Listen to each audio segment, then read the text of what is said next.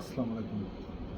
সময়ের প্রয়োজনে অত্যন্ত এবং খুবই প্রয়োজনীয় একটি শিক্ষার পরিবেশ বর্তমান সময়ে খুবই প্রয়োজন, অত্যন্ত জরুরি হয়ে পড়েছে।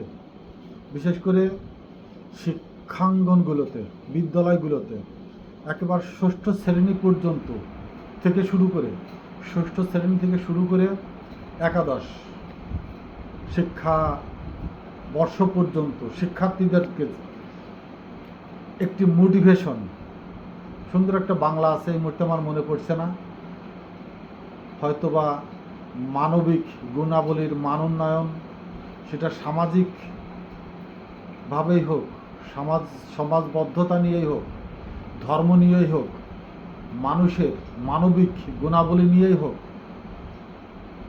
সে যে ধর্মেরই, যে সমাজেরই, যে গোত্র, যে বর্ণের যেই হোক না কেন, একটি মানুষের যে মানবিক গুণাবলী, সেটাকে তার মানবিকতার মেমোরিতে ছোটোবেলায় থেকেই ঢুকিয়ে দেওয়ার খুব প্রয়োজন।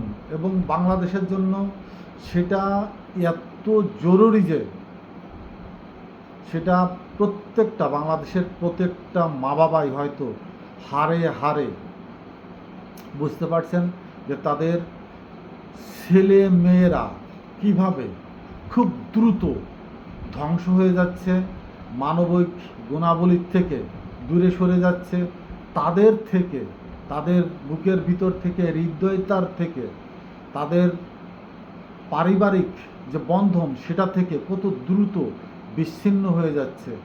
অর্থাৎ রাজনৈতিক যে বাংলাদেশের আবহমান পরিবেশ, একটা গণ্ডি, যে অপরাধ চক্র নিয়ে রাজনৈতিক চক্র তৈরি হচ্ছে, সেটার ভিতরে রাজনীতিবিদরা তাদের স্বার্থান্বেষীর জন্য ঘরের সন্তানকে, পরিবারের সন্তানকে তার মা বাবার কাছ থেকে যেভাবে বিচ্ছিন্ন করে ফেলছে তাদের অজান্তেই, যার জন্য এই ছাত্রদেরকে ক্লাসে বসিয়ে মোটিভেশন করা অত্যন্ত জরুরি। এটা আছে সামরিক বাহিনীতে প্রতি শুক্রবারে অথবা বৃহস্পতিবারের যে কোনো এক সময়ে প্রত্যেকটা ইউনিটে বসিয়ে মোটিভেশন ক্লাস করা হয়, বিশেষ করে ধর্মের উপরে, বা যার যার সংস্থার যে আইন, নিজস্ব আইন, ডিসিপ্লিনারি যে আইনগুলো আছে সেগুলো সম্বন্ধে জ্ঞাত করা, তাদেরকে জানানো, বোঝানো।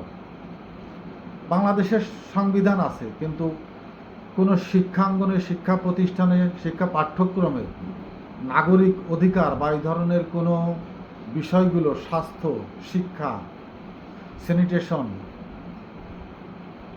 ওয়েদার, এনভায়রনমেন্ট বা এই ধরনের জটিল নিত্য প্রয়োজনীয় জিনিসগুলা কোনো পাঠ্যক্রমের সাথে আনা হয় না। বর্তমান যেটা আসছিল ধ্বংসের দিকে ঠেলে নিয়ে যাচ্ছিল, খিচুড়ি রান্না, আলু ভর্তা, সাইকেল চালানো, ক্রিং ক্রিং, পুরো জাতিকে ধ্বংসের দিকে ঠেলে নিয়ে যাচ্ছিল।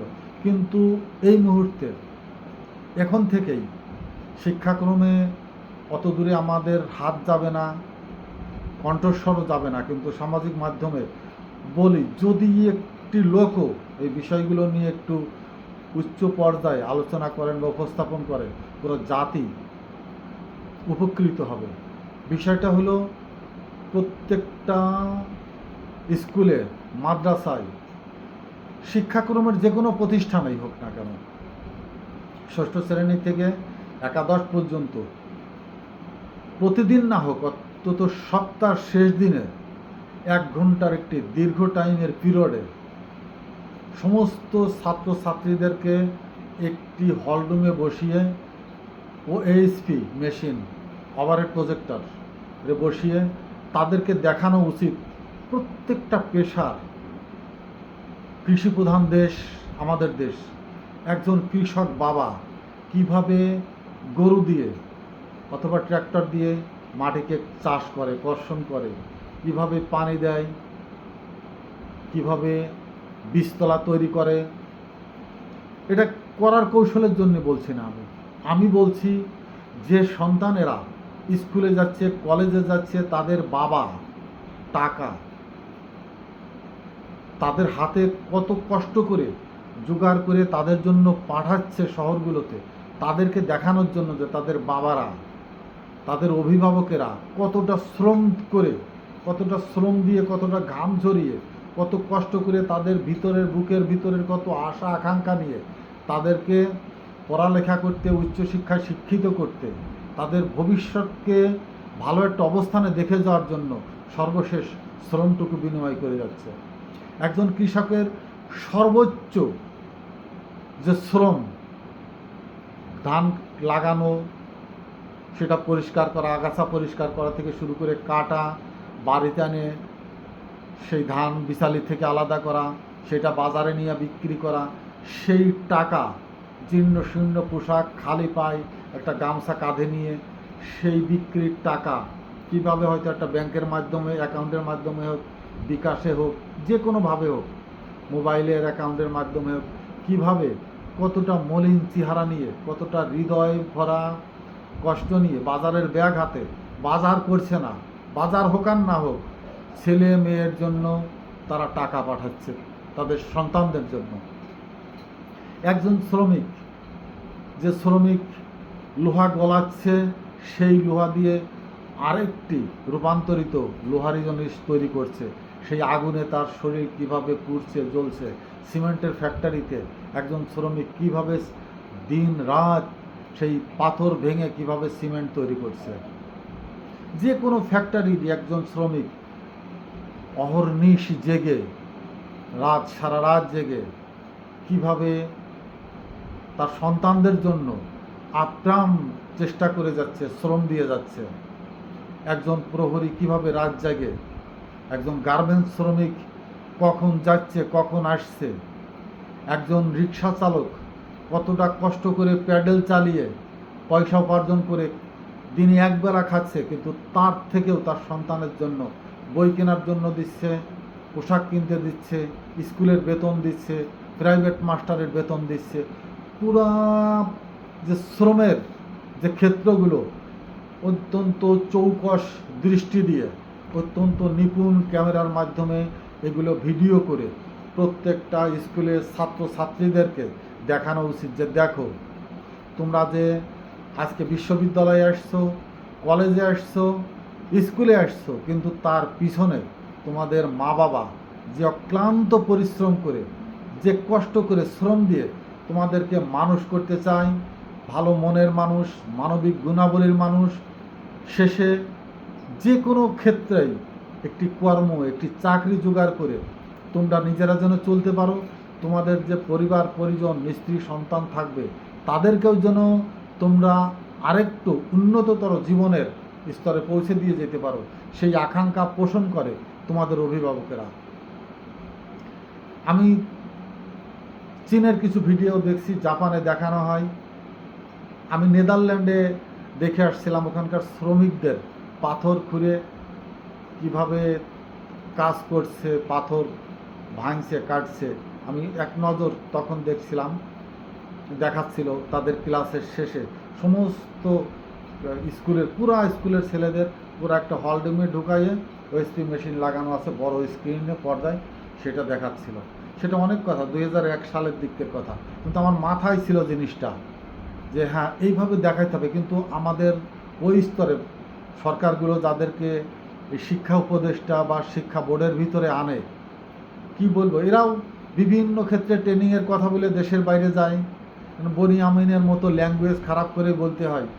সর্বোচ্চ শিক্ষিত ব্যক্তি, ধনী ব্যক্তি, ব্যবসায়ীরা, চাকরিজীবীরা বিভিন্ন ট্রেনিংয়ে, প্রশিক্ষণে, সরকারি সচিবরা খিচুড়ি রান্না শিখতে যায়, ছাগল পালন শিখতে যায়, বাথরুম কীভাবে পরিষ্কার করে এটা নাকি সচিবদের শিখে আসতে হয়। লজ্জার কথা, ঘৃণার কথা। অথচ তারা বনে জঙ্গলে হাগিয়ে খালি পায় বদনা নিয়ে দৌড়াদৌড়ি করে হাগিয়ে গেছে গ্রামের থেকে, তারা এখন সচিব হয়েছে, এখন তারা সেই ল্যাট্রিন কীভাবে পরিষ্কার করতে হয় সেটা নাকি শিখতে যাইতে হয়। এর অন্তরালে কিচ্ছু না, সরকারি কিছু টাকা, থোক টাকা পায় প্রশিক্ষণে গেলে, বিমান ভাড়া বাবদ, সেখানকার খরচ বাবদ, কিন্তু তারা মুসলমান তো, পবিত্র শিক্ষিত জ্ঞানী ব্যক্তি, সম্মানী ব্যক্তি, তারা নিজেরা পাপ করে না, তারা তাদের নুনুকে দিয়ে পাপ করায়। নুনুর পাপ করাইতে যায় তারা দেশের বাইরে, কিন্তু সেই সব ব্যক্তিবর্গ, জ্ঞানী গুণীরা তাদের দেশের শিক্ষাঙ্গনকে কিভাবে সাজিয়ে সমাজকে শিক্ষার উচ্চ শিক্ষায় জ্ঞানগর্ভ শিক্ষায় জাতিতে পরিণত করেছে, এইগুলো অবলম্বন করে এসে দেশে প্রয়োগ করার সুযোগ পায় না। হয় সরকারের দোষ, অথবা এই মানুষগুলো শিক্ষা দিতে অনীহা প্রকাশ করে যেন জাতি শিক্ষিত জ্ঞানগর্ভ একটি জাতিতে পরিণত না হয়। কিন্তু এটা এখন সময়ের প্রয়োজন। রাজনীতি পুরা দেশকে, পুরা যুব সমাজকে, পুরা ছাত্র সমাজকে গ্রাস করে ফেলেছে, নষ্ট করে ধ্বংস করে ফেলেছে। একজন শিক্ষক, প্রত্যেকটা শিক্ষক কোনো না কোনো রাজনৈতিক দলের সাথে রাজনৈতিকভাবে সুযোগ সুবিধা নিতে সম্পৃক্ততা আছে। হয়তো তারা চাকরি পেয়ে আসছে কোনো রাজনৈতিক নেতার সাহায্যে, নেতার সহযোগিতায়, দলের সাহায্যে, দলের সহযোগিতায়, দলের কর্মী ছিল, নেতা ছিল, দলবাজি করে এসব যে কোনো জায়গায় সব কিছু, প্রত্যেকটা প্রতিষ্ঠানে, কোম্পানি বলেন, সরকারি বলেন, চাকরিজীবী প্রত্যেকটা ব্যক্তি দলবাজির মাধ্যমে নিয়োগ প্রাপ্ত। এদের ভিতরে সবসময় রাজনীতি, দল নোংরামিতে ভরা। সেখান থেকে উত্তরণের জন্য বর্তমান যে প্রজন্ম, আমাদের শিক্ষানবিশরা যারা আছে, শিক্ষার ভিতরে বিদ্যালয়ে যারা বই খাতা নিয়ে এখনও পড়াশোনার ভিতরে আছে, তাদেরকে মোটিভেশন করে তাদেরকে সজাগ করতে হবে। তাদের অভিভাবকদের, তাদের মা বাবাদেরকে কীভাবে তারা শ্রমের মাঠে দিন রাত তাদের জন্য পরিশ্রম করে যাচ্ছে, তারা দেখুক, তারা বুঝুক, তাদের ভিতরে অনুভূতি আসুক। একে তো তাদের বাবা মায়ের উপরে শ্রদ্ধাবোধ আসবে, তাদের ভিতরে সজাগ হওয়ার একটা সুযোগ আসবে যে আমার প্রজন্ম, আমার সন্তানেরা যদি আমি তাদেরকে মানুষ করতে চাই, বড় করতে চাই, আমার শ্রমটা কী হবে, আমার কর্মক্ষেত্রটা কোথায় হবে, কি হবে। এই উদ্দেশ্যবিহীন পথ চলার থেকে, জীবন চলার থেকে, গন্তব্যহীন শিক্ষাঙ্গনের উচ্চশিক্ষার যে আকাঙ্ক্ষা থেকে তারা বাস্তবমুখী শিক্ষায় যেমন ফিরে আসবে, মানবিক গুণাবলী একজন রাষ্ট্রের সম্পদ নাগরিক হিসাবে প্রতিষ্ঠিত হতে পারবে। আমি অনেক কিছু এর ভিতরেই বলার চেষ্টা করেছি, কিন্তু সময় স্বল্পতায় খুব ছোট করে, কম করে বললাম। যদি কোনো জ্ঞানী গুণী ব্যক্তির নজরে আসে, আমার এই কথাটুকু যতটুকু তাৎপর্যপূর্ণ হয়, সেটুকু যদি রাষ্ট্রের শিক্ষাক্রমের ভিতরে প্রয়োগ করা হয়, আমার সন্তান, আমাদের সন্তান, বাংলাদেশের সন্তান, পুরা দেশের একটি ভবিষ্যৎ নাগরিকরা, আমার দৃষ্টিতে আমার মনে হয় ভালো একটি নাগরিক সমাজ সম্প্রদায় গড়ে উঠবে।